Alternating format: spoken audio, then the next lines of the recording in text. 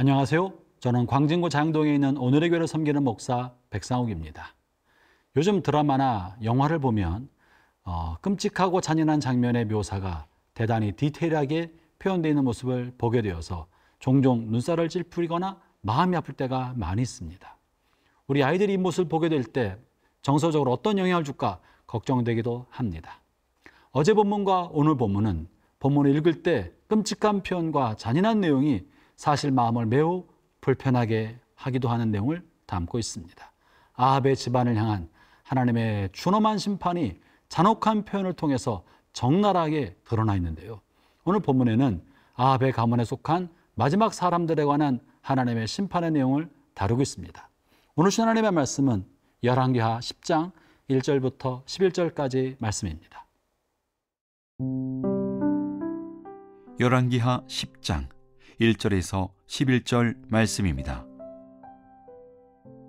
아합의 아들 70명이 사마리아에 있는지라 예후가 편지들을 써서 사마리아에 보내서 이스라엘 귀족들 곧 장로들과 아합의 여러 아들을 교육하는 자들에게 전하니 일러스되 너희 주의 아들들이 너희와 함께 있고 또 병거와 말과 견고한 성과 무기가 너희에게 있으니 이 편지가 너희에게 이르거든 너희 주의 아들들 중에서 가장 어질고 정직한 자를 택하여 그의 아버지의 왕좌에 두고 너희 주의 집을 위하여 싸우라 하였더라.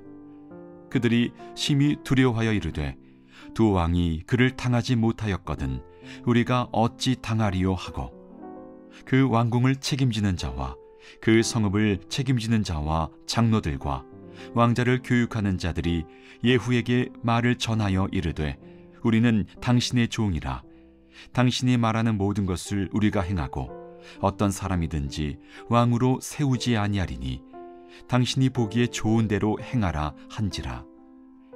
예후가 다시 그들에게 편지를 붙이니 일러스되 만일 너희가 내 편이 되어 내 말을 너희가 들으려거든 너희 주의 아들 된 사람들의 머리를 가지고 내일 이맘때에 이스라엘에 이르러 내게 나오라 하였더라. 왕자 70명이 그 성읍의 귀족들 곧 그들을 양육하는 자들과 함께 있는 중에 편지가 그들에게 이르매 그들이 왕자 70명을 붙잡아 죽이고 그들의 머리를 광주리에 담아 이스라엘 예후에게로 보내니라.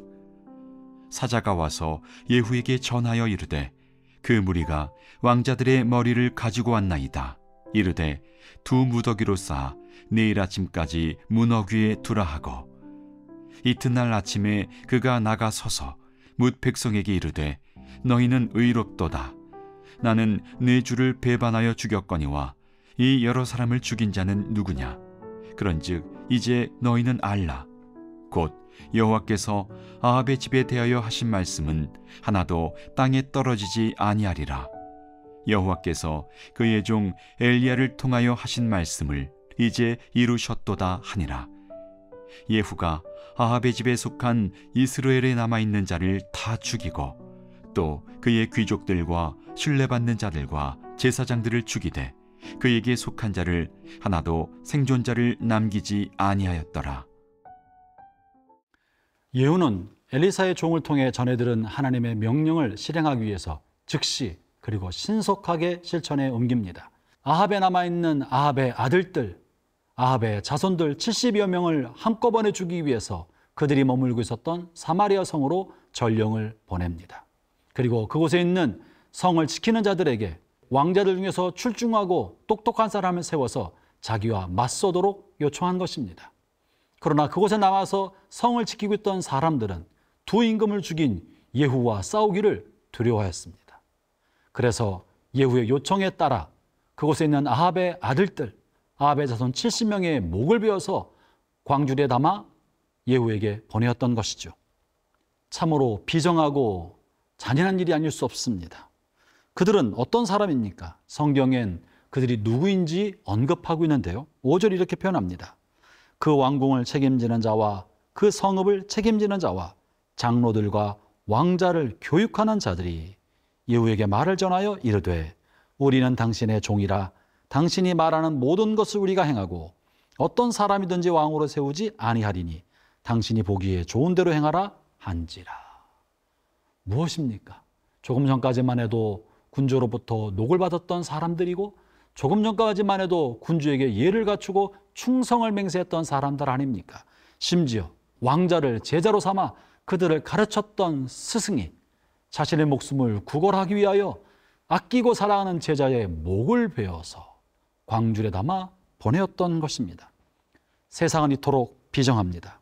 충성도, 신의도, 의리도 그저 자기 목숨을 구걸하기 위하여 이 모든 것을 휴지조각처럼 생각하는 것이 세상입니다.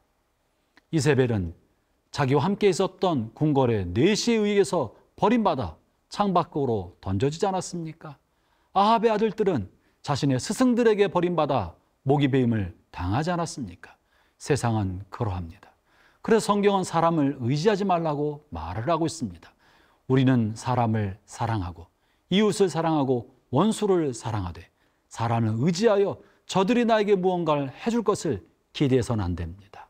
우리가 의지할 분은 하나님 한 분밖에 없다는 사실을 잊지 말고 오늘도 하나님을 의지하며 주님과 동행하는 하루 살기를 바랍니다.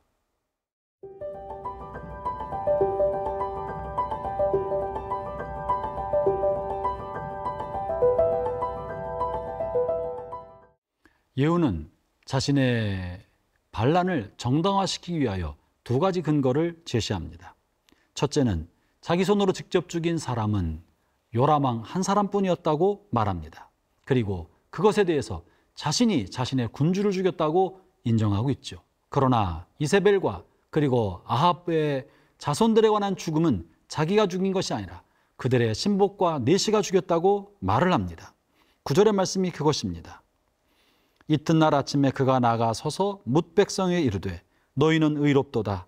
나는 내 주를 배반하여 죽였거니와 이 여러 사람을 죽인 자는 누구냐? 이 말은 무엇을 의미합니까? 이것은 이미 아합의 가정이 그의 집안의 이스라엘 백성들과 주변 신하들에게 학정과 폭정을 행하였기 때문에 그의 신복들에게 배신을 당해 죽었다는 이야기를 하고 있는 것입니다. 다시 말하면 예후는 아합의 가문은 심판받아 마땅한데 그것이 바로 그들의 신복들과 부하들에 의해서 그들이 죽음을 당했다는 것을 통해서 자신의 반란을 정당화시키고 있었던 것이죠. 두 번째는 아합 왕조의 몰락은 그 가문의 죄악을 심판하려는 하나님의 뜻이 들었다는 이야기를 전달합니다. 10절에 이렇게 말씀하십니다. 그런즉 이제 너희는 알라 곧 여호와께서 아합의 집에 대하여 하신 말씀은 하나도 땅에 떨어지지 아니하리라.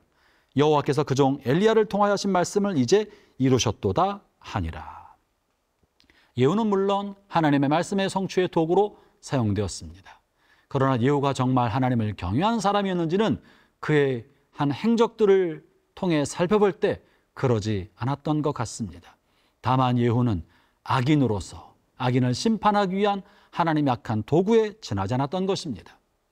이 본문의 내용은 매우 잔혹하고 끔찍한 이야기라 오늘날 읽기는 매우 불편하지만 당시 고대 사회에서의 역성혁명, 반란은 이렇게 그 왕에 속한 모든 사람들, 그 가정의 모든 사람들을 숙청하고 죽여야만 후환이 없기 때문에 이렇게 하여 왔습니다. 그리고 성경은 그것을 남김없이 기록에 남겨두었습니다. 이것은 하나님의 심판은 말로만 있는 것이 아니라 현실이라는 것을 또한 보여주기도 합니다. 천국이 생생한 현실이듯이 사랑과 자비가 가득한 그 나라도 현실이듯이 불과 유황의 심판인 지옥도 현실인 것입니다. 하나님은 사랑과 자비만 가득한 분이 아니라 악에 대해서는 추호도 남김없이 심판하는 분이시라는 사실을 우리는 본문을 통해서 읽을 수 있습니다. 그러므로 오늘 하루를 사는 동안에 하나님의 사랑과 자비의 품 안에 살되 우리는 그리스도 안에서 용납받은 사람이지만 하나님은 죄에 대해서 추상 같다는 사실을 잊지 말고 언제나 겸손하게 죄를 미워하며 정직하고 정의롭고 하나님을 경외하는 삶을 살아야 할 것입니다. 오늘 하루도 하나님의 은혜가 여러분 모두에게 함께 하시기를 바랍니다.